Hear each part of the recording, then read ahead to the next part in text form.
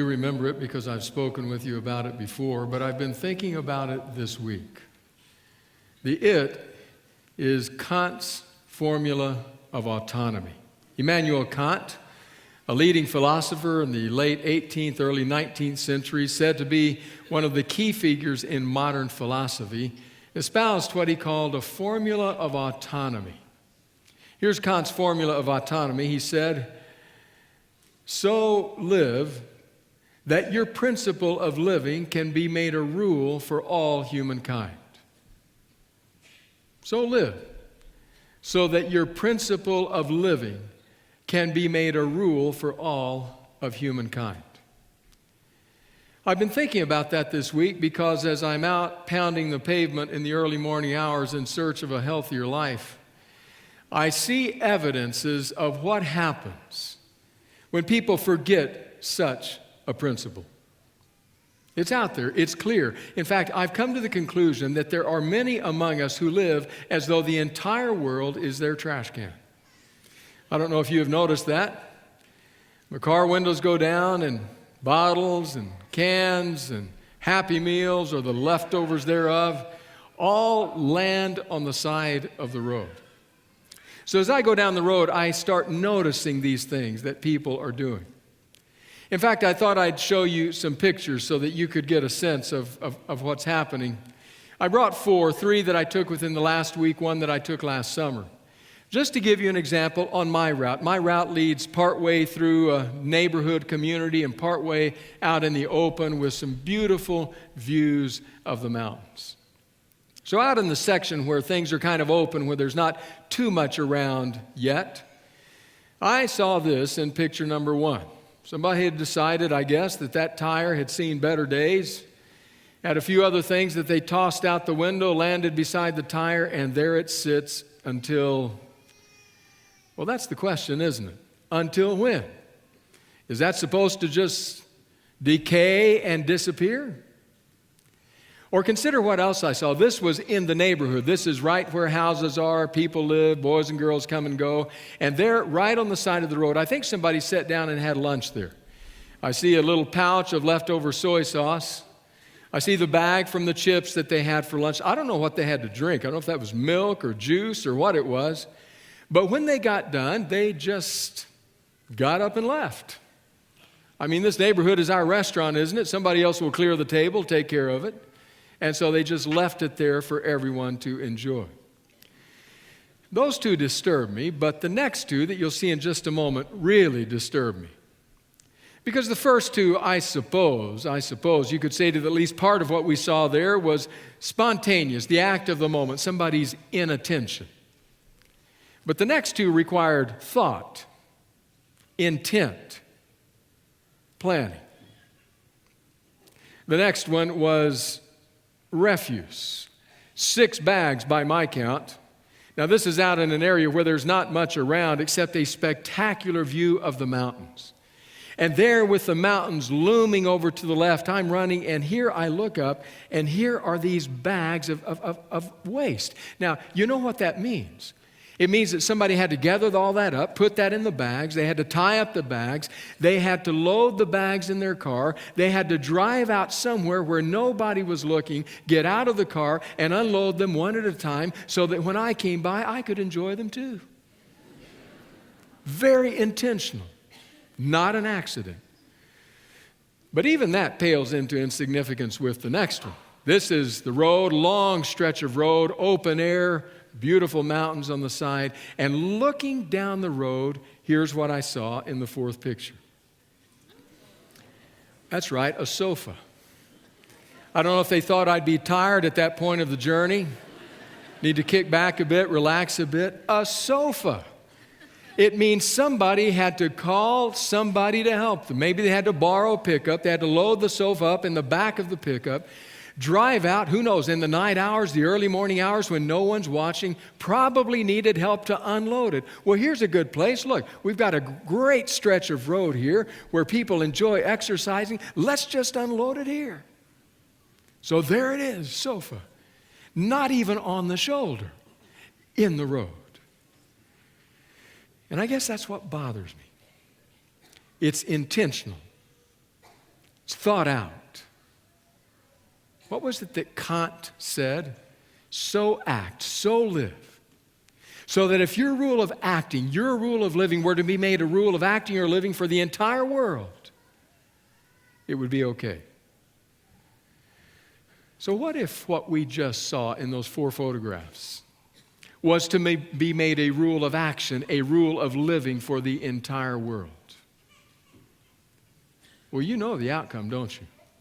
We would soon be living in a vast landfill. Fortunately, we have most people, I hope, who don't live in that fashion, but we have some who do, and it affects the rest of us.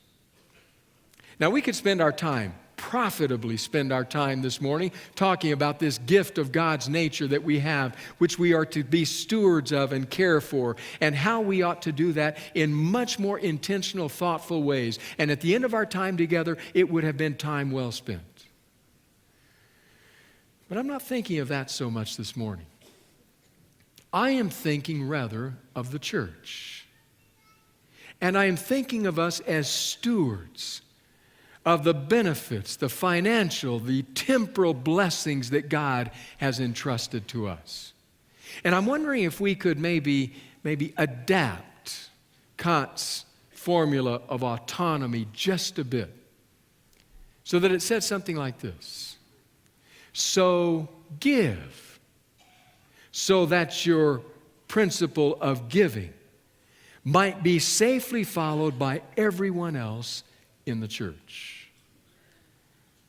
You think that that's in the spirit of what Kant says? So give, that your principle of giving, your act in giving, might be safely made a rule for everyone in the church.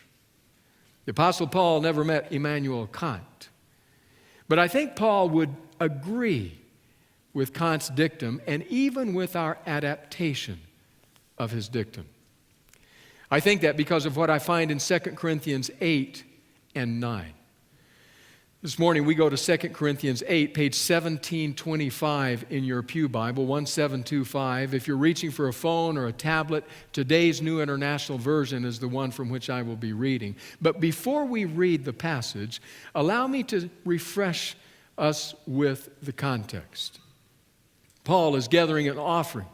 He's gathering an offering for the poor saints, the needy saints back in Jerusalem. He has talked with his Corinthian friends before about this offering. They have begun to set aside the funds. They're preparing to give. And now Paul wants to bring it to a conclusion. He wants to conclude the offering that they're given so he can carry it back to Jerusalem. So here in his second missive to Corinth, he writes to them and he says, now what you have been working on, what I have asked from you, I would like you to bring it now to a conclusion. The situation is simple. The church in Jerusalem is struggling, financially struggling. Paul knows that it is because of their generosity in sharing the gospel that all of these other Gentile churches are now churches. They wouldn't be there were it not for the mother church back in Jerusalem. So what he is saying to them is, since they shared the riches of the gospel with you, it is now time, because they're struggling economically, for you to share from your financial well-being with them, so that there can be mutuality in the exchange, in the experience of the early church. That's what he calls them to. In the section of the passage we're going to read, there is one word that is key, and that's the word equality. I want you to notice it as we read the passage, but I also want you to take note of the different ways in which Paul speaks of equality. So 2 Corinthians chapter 8, I'll read just 3 verses, beginning with verse 13. Here's what Paul writes. Our desire is not that others might be relieved while you are hard pressed, but that there might be equality. At the present time, your plenty will supply what they need, so that in turn, their plenty will supply what you need. The goal is equality. As it is written, the one who gathered much did not have too much, and the one who gathered little did not have too little. I think there are at least 4 different ways in which Paul drives at equality. He starts out there in verse 13 by saying, I'm not trying to relieve others and make you hard-pressed or the other way around. I want there to be equality. Then in verse 14, he says, at the present time, your plenty will supply them, but never fear, the time will come when their plenty will supply you. Equality. And then he ends verse 14 with just a straight out statement. The goal is equality. And then in verse 15, he goes back to the story of ancient Israel on the exodus from Egypt and that experience of the manna by which they were fed. And he said there was a miraculous part of that experience that said people went out and gathered. They gathered different amounts depending on how many they had in the tent, but at the end of the day, everybody had what they needed. There was equality. So at least 4 different ways, Paul is driving at that principle.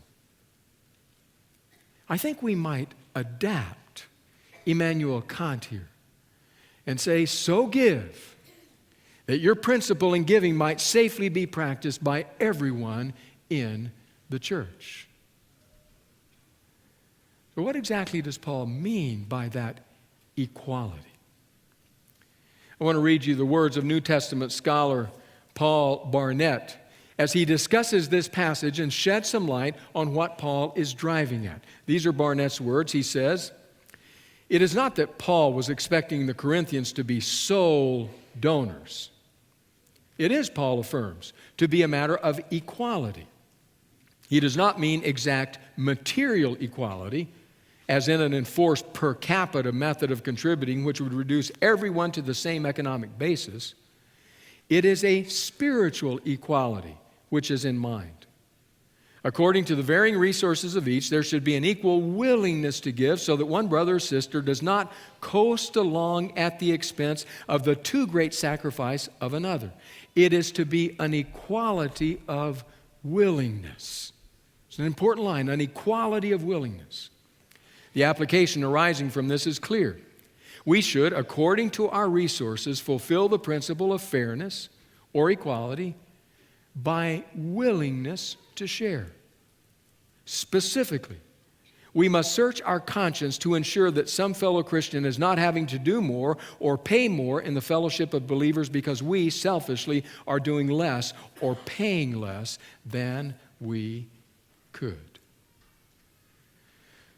So in essence, what Paul is saying to his Corinthian friends is, right now they're struggling, they need your help.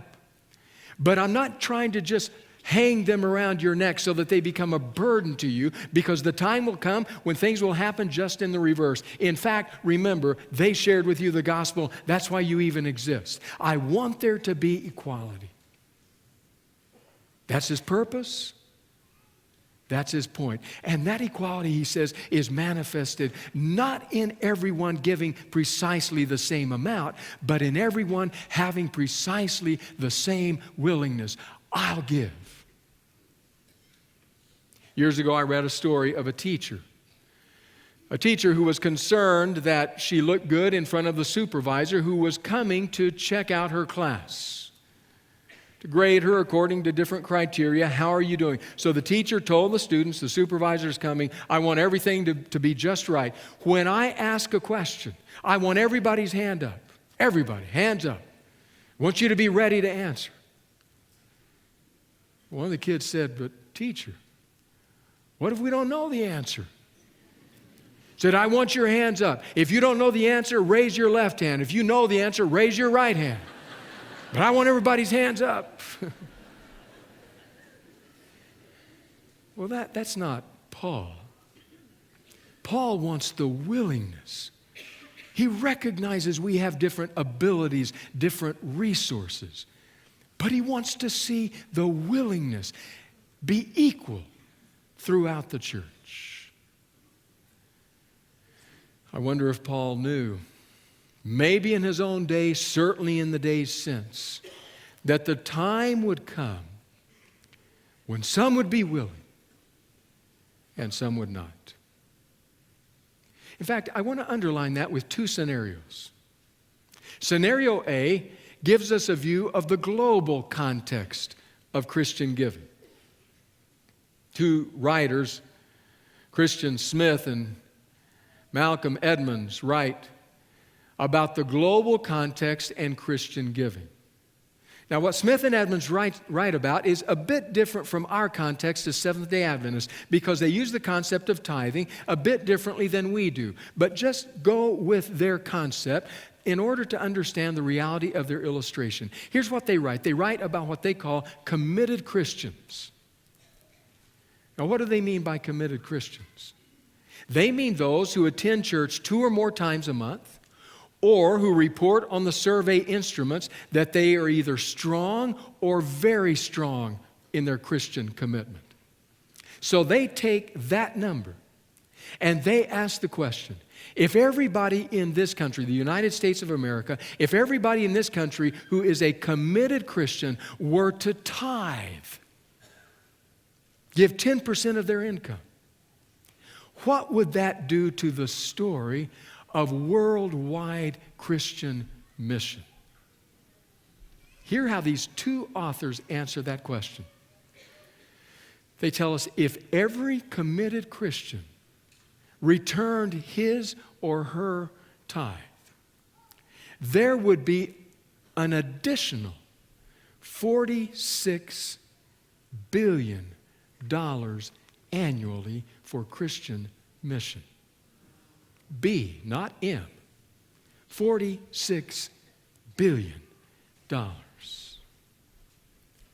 What do you suppose that would mean to Christian mission? Well, they help us know what it means. They kind of toy around with quite a number of different possibilities of what might happen. I want to share just a few of them with you of what could be done if that were the case.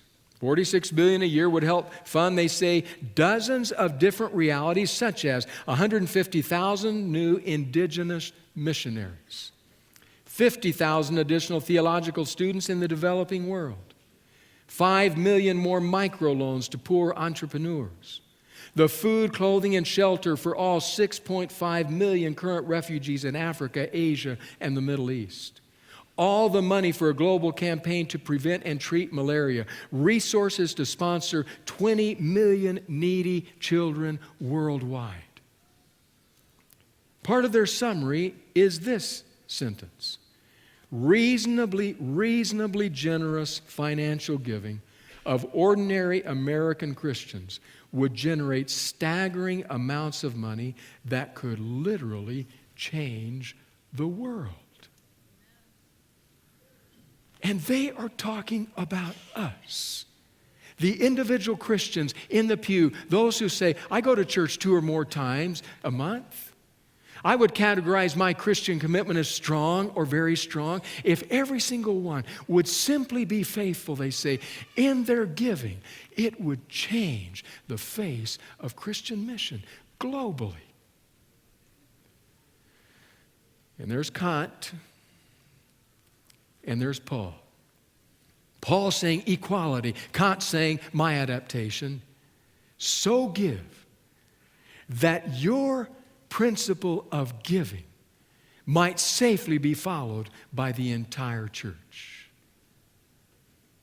That's the first scenario. Scenario A, that's the global context.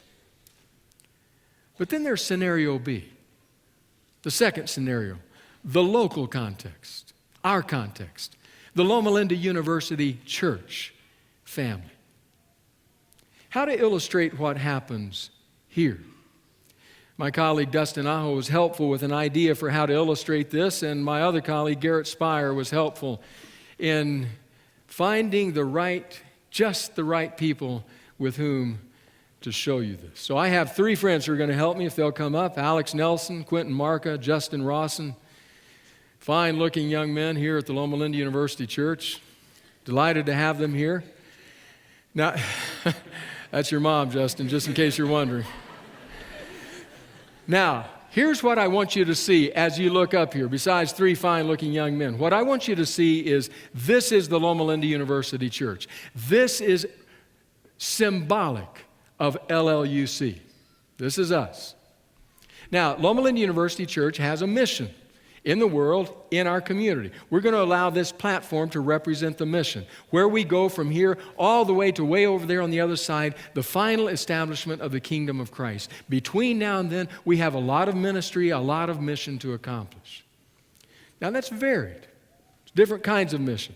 It might be the nurture and care of believers, that one anothering that the New Testament talks about, where we encourage one another and support one another and forgive one another and pray for one another, that kind of thing. Or it might be the raising of our children, raising them in the nurture and admonition of the Lord. Or it might be the spread of the gospel in our community, in our world. Or it even might be reaching out into Loma Linda or San Bernardino or beyond for those who are truly needy, who are poverty-stricken and need our help.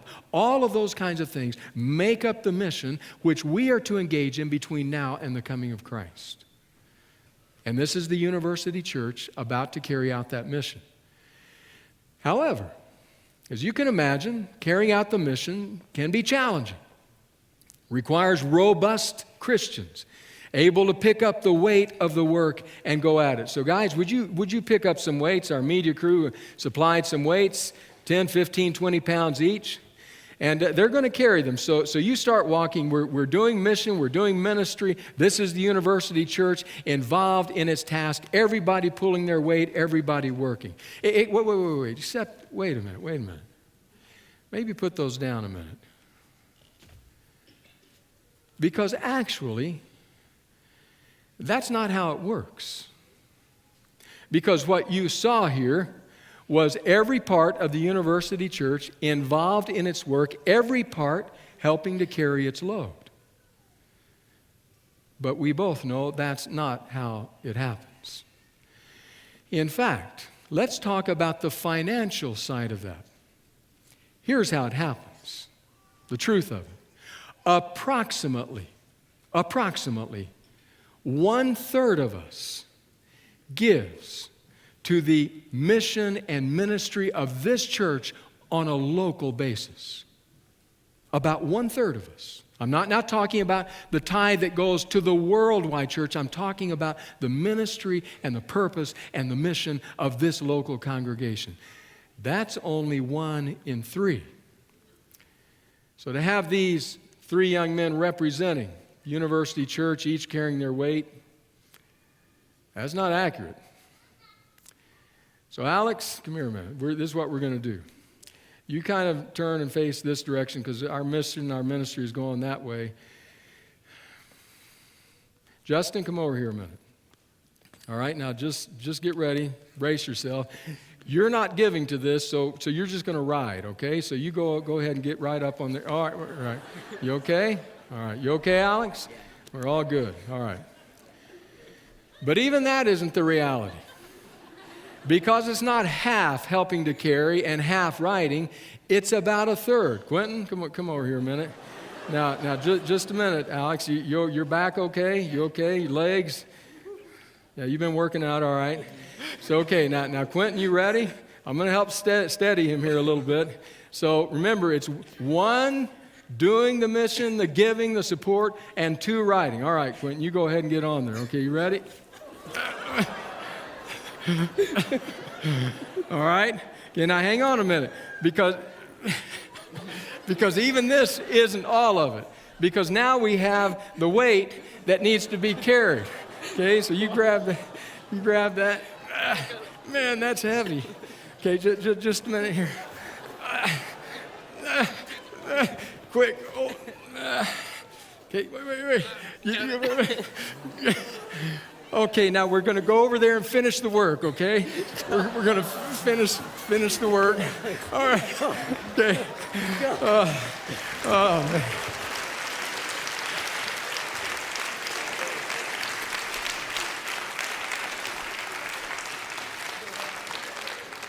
I'm even out of breath. And I'm just preaching.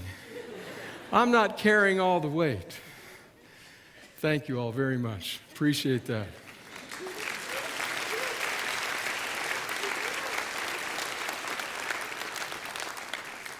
That's a local scenario. A local scenario that says, Alex carrying the weight while Justin and Quentin ride. You remember Paul?